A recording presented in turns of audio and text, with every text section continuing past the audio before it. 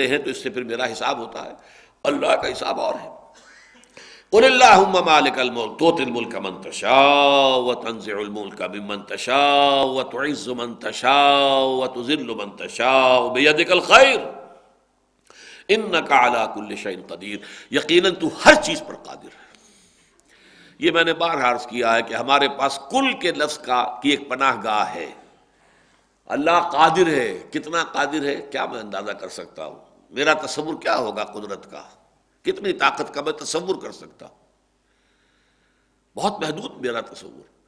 بس ایک لفظ ہے کل شیء قدیر، بکل شیء علیم، ہر شے پر قادر، ہر شے کا علم رکھنے والا۔ یہ لفظ ہے کہ جو پناہ گاہ ہے صفات باری تعالیٰ کے ضمن میں ہماری۔ تولج اللیل فی النہار وتولج النہار فی اللیل، تو پرو دیتا ہے رات کو دن میں اور پرو دیتا ہے دن کو رات میں۔ اب اس میں دو طریقے سے مفہوم اس کا ہو سکتا ہے۔ ایک تو یہ کہ کبھی ہم دیکھتے ہیں کہ دن جو ہے وہ بڑھ رہا ہے، رات گھٹ رہی ہے، گویا کہ دن رات میں داخل ہو رہا ہے۔ کبھی رات بڑھ رہی ہے، دن گھٹ رہا ہے، گویا کہ رات دن میں داخل ہو رہی ہے۔ ایک مفہوم یہ بھی ہو سکتا ہے۔ یہ بھی ہو سکتا ہے کہ یہ ایک دوسرے میں داخل ہو رہے ہوں، ایک دوسرے میں مرج ہوتے ہوں۔ بہرحال یہ ایک تسبیح ہے جو میں نے ابھی کہا تھا کہ میں اپنے تسبیح روز و شب کا شمار کرتا ہوں دانہ دانہ، تو تسبیح روز و شب کا شمار کرتا ہوں دانہ دانہ، تو یہ گویا کہ ایک تسبیح ہے، ایک دانہ کالا ہے، ایک دانہ سفید ہے، تو ایک گر رہا ہے اور دن رات کی جو ہے وہ تقریب ہو رہی ہے۔ تولج اللیل فی النہار وتولج النہار فی اللیل وتخرج الحی من المیت وتخرج المیت من الحی، تو نکالتا ہے زندہ کو مردہ میں سے اور تو نکالتا ہے مردہ کو زندہ میں سے۔ اب اس کی سب سے نمایاں مثال جو ہے وہ مرغی اور انڈا ہے۔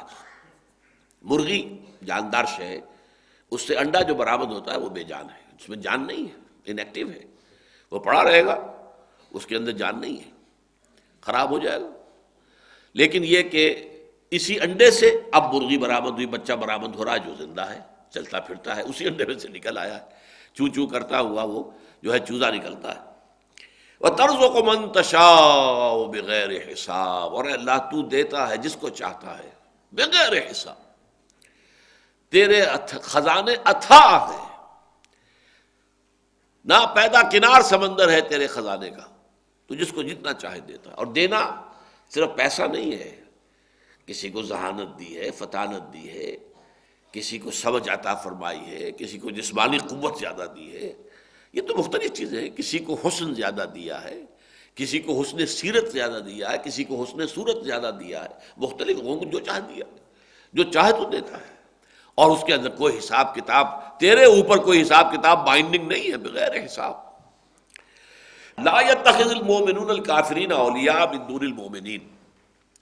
اب جیسے یہ دن اور رات کا معاملہ ہے دنیا میں، جیسے کہ آخری پارے کی صورتوں میں آپ کو معلوم ہے، جس کو میں نے عنوان دیا ہے 4 سورہ نور و ظلمت، والشمس وضحاہا والقمر اذا تلاہا والنہار اذا جلاہا واللیل اذا یغشاہا، پھر اگلی آتی ہے واللیل اذا یغشا والنہار اذا تجلی وما خلق الذکر والانثی۔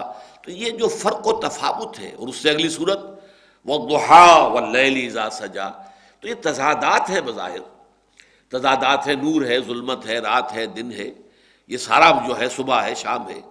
تو ان تضادات کے اندر ہی اللہ تعالیٰ کی حکمت جو ہے وہ پوری ہو رہی ہے۔ اسی میں اللہ تعالیٰ کی جو تدبیر امر ہے وہ انہی تضادات کے اندر سے اپنا راستہ نکالتی ہے۔ اب ایک تضاد ہے کفر اور اسلام، ایک یہ تضاد بھی دنیا میں ابتدا سے چلا آ رہا ہے، ستیزہ کار رہا ہے ازل سے تا امروز، چراغ مصطفی سے شرار بولہبی، یہ حق و باطل کی کشاکش جو ہے یہ چلی آ رہی ہے۔ ابلیس اور حضرت آدم علیہ السلام، ان دونوں کے درمیان جو دشمنی کی گرہ پڑ گئی تھی، وہ گرہ ہے کہ جو اب چل رہی ہے اور کھلتی چلی جا رہی ہے، مسلسل کھل رہی ہے، اس کے مختلف شاخیں پیدا ہو رہی ہیں، اور قیامت تک وہ ابلیس میں سمجھتا ہوں کہ بالآخر وہ جیسا کہ ایک، ویسے تو وہ نظم جو ہے وہ بڑی کنٹروورشیل سی ہے، لیکن یہ کہ آخر بجہاں صورت آں یار برآمد، اس کا ایک مصرع یہ ہے کہ آخر میں وہ آں یار نبی اکرم صلی اللہ علیہ وسلم کی صورت میں اللہ تعالیٰ نے گویا کہ خود ظہور کر لیا، معاذ اللہ۔ لیکن یہ جیسے کہ میں نے کہا تھا کہ یہ اب شاعرانہ تصور ہے، آخر بجہاں صورت آں یار برآمد، اور محبوب جہاں شد. اسی طرح میں صرف اس کا حوالہ دے رہا ہوں، میں یہ شعر اس وقت آپ کو پڑھا نہیں رہا ہوں، نہ اس کے مفہوم پر بحث ہے کوئی، اصل میں اس کے حوالے سے کہہ رہا ہوں.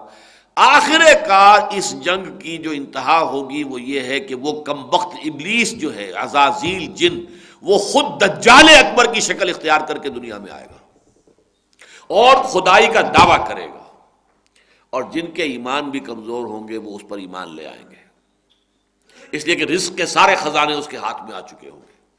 ویسے تو اس کی طرف دنیا بڑی تیزی سے جا رہی ہے، اب بڑی تیزی سے جا رہی ہے. اب تو جو معاہدات ہو رہے ہیں، گلوبلائزیشن ہو رہی ہے، اس کے بعد اس سے آگے جو زراعت کے سلسلے میں ٹرمپ کا جو معاہدہ ہو رہا ہے، اور اس سے آگے بڑھتی جا رہی ہیں چیزیں بڑی تیزی کے ساتھ. معلوم ہوگا کہ رزق جو ہے وہ بالکل ایک مرکزی قوت ہے جس کے ہاتھ میں آ جائے گا، جس کو وہ چاہیں گے دیں گے اور جس کو نہیں چاہیں گے نہیں دیں گے. اور یہ ایک وقت میں آ کر یہ ایک شخص کی شکل میں بھی، ایک انسان کی صورت میں بھی، وہ دجال جس کے بارے میں حضور فرماتے ہیں کہ کوئی نبی اور رسول ایسا نہیں گزرا دنیا میں جس نے کہ دجال کے فتنے سے اپنی امت کو خبردار نہ کیا ہو. اور مجھے اندیشہ ہے کہ میری ہی امت کے اندر اس کا ظہور ہوگا، اور وہ بہت زبردست فتنہ ہے، تو پوری انسانی تاریخ کا عظیم ترین فتنہ وہ ہوگا. تو بہرحال ادھر معاملہ جا رہا ہے. اب یہ جو کشاکش حق و باطل ہے، اس کے ضمن میں کچھ باتیں بڑی اہم آ رہی ہیں یہاں، اس لیے کہ یہ کشاکش اس وقت مدینے کی اس چھوٹی سی بستی کے اندر، شہر کہہ لیں، چھوٹی چھوٹی بستیاں تھیں اس میں اصل میں. اب یہ گڑھی ہے بنو قینقاع کی، اور یہ قلعہ ہے بنو قریظہ کا، اور یہ چند محلے ہیں کہ جو اوس کے ہیں، یہ چند محلے ہیں انصار اس کے، خزرج کے ہیں. یہ ایک مجموعہ تھا چھوٹی چھوٹی سی بستیوں کا مدینہ منورہ. اس میں جو کشاکش اس وقت جاری تھی، اور پھر اس بستی کی مجموعی طور پر ایک کشاکش جو ہے خاص طور پر مشرکین مکہ کے ساتھ جاری تھی، اس کے اعتبار سے چند ہدایات آ رہی ہیں. لا يتخذ المؤمنون الكافرين اولیاء من دون المؤمنین ومن يفعل ذلك فليس من الله في شيء الا ان تتقوا منهم تقاه ويحذركم الله نفسه والى الله المصير. اہل ایمان ہرگز کافروں کو اپنا دوست نہ بنائیں اہل ایمان کے سوائے. یہ جو ولی ہے، اولیاء، رشتہ ولایت کسی مومن کا کسی کافر کے ساتھ ہو ہی نہیں سکتا کسی صورت میں، چاہے وہ باپ ہو اور چاہے وہ بھائی ہو اور چاہے وہ بیٹا ہو اور چاہے وہ رشتہ دار ہو، چاہے وہ بیوی ہو چاہے شوہر ہو، ولایت کا رشتہ نہیں ہو سکتا. ہاں جو کافر کمپیٹنٹ نہیں ہے، جو آپ کے خلاف جو ہے ایکٹیو نہیں ہے، اس کے ساتھ آپ کچھ مراسم رکھ سکتے ہیں، لیکن وہ جو رشتہ ولایت ہے، دلی محبت، وہ پھر بھی نہیں ہوگا. اس لیے کہ اگر دلی محبت اس کے ساتھ ہے تو اس کا مطلب یہ ہے کہ حق و باطل کے مابین آپ کا رویہ صحیح نہیں ہے. وَمَن يَكْفُرْ بِالطَّاغُوتِ وَيُؤْمِن بِاللَّهِ، کفر بالطاغوت آپ نے کیا ہو تو کسی کافر کے ساتھ آپ کی دلی محبت کیسے ہوگی؟ ناممکن ہے. البتہ جیسے کہ سورہ ممتحنہ میں آیا ہے، اللہ روکتا نہیں ہے تمہیں ان لوگوں سے کہ جنہوں نے تم سے کبھی اللہ کے دین کے معاملے میں جنگ نہیں کی ہے، جنہوں نے تمہیں تمہارے گھروں سے نکالا نہیں ہے، تمہارے خلاف جو ہے کسی اور کا ساتھ نہیں دیا ہے، ان کے ساتھ تبرؤ الیہم، ان کے ساتھ اگر نیکی کا کوئی برتاؤ کرو، سلوک کرو، حسن سلوک کرو، تقسطوا، ان کے ساتھ انصاف کا معاملہ، اللہ سے نہیں روکتا. وہاں بھی ولایت نہیں، دوستی نہیں، محبت نہیں. یہ جو ایک دوسرے کے اوپر کچھ انحصار کرنا ہے، ایک دوسرے سے امیدیں رکھنی ہے، ایک دوسرے سے امداد کی توقع رکھنی ہے، ایک دوسرے سے محبت رکھنی، یہ سوائے اہل ایمان کے کسی صاحب ایمان کے لیے اس کا دائرہ وسیع کرنا ممکن نہیں. سورہ مجادلہ تو ختم ہوتی ہے، وَلَوْ كَانُوا آبَاءَهُمْ أَوْ إِخْوَانَهُمْ أَوْ أَبْنَاءَهُمْ أَوْ عَشِيرَتَهُمْ، چاہے وہ لوگ جو ہے، چاہے وہ ان کے باپ ہوں، ان کے بھائی ہوں، ان کے بیٹے ہوں، ان کے رشتہ دار ہوں، ان کے ساتھ رشتہ ولایت نہیں ہوگا. تو لا يتخذ المؤمنون الكافرین اولیاء من دون المؤمنین ومن يفعل ذلك، اور جو کوئی بھی یہ حرکت کرے گا فلیس من اللہ فی شیء، تو وہ اللہ کے معاملے میں کسی بھی مقام پر نہیں ہے، یعنی اس کا اللہ سے کوئی تعلق نہیں. وہ بنا پھرتا ہو اپنی جگہ بڑا موحد اور بڑا متبع رسول اور بہت ہی نیک اور بہت متقی اور بہت صالح اور بہت پارسا، اللہ کے ہاں کوئی مقام اور مرتبہ اس شخص کا نہیں. وَمَن يَفْعَلْ ذَلِكَ فَلَيْسَ مِنَ اللَّهِ فِي شَيْءٍ إِلَّا أَن تَتَّقُوا مِنْهُمْ تُقَاةً. اب یہاں ایک الا آیا ہے، اور اس الا پر ڈیرا لگایا ہے اہل تشیع نے. الا یہ کہ تم ان سے خائف ہو، ان سے بچنا چاہتے ہو جیسے کہ بچنا چاہیے.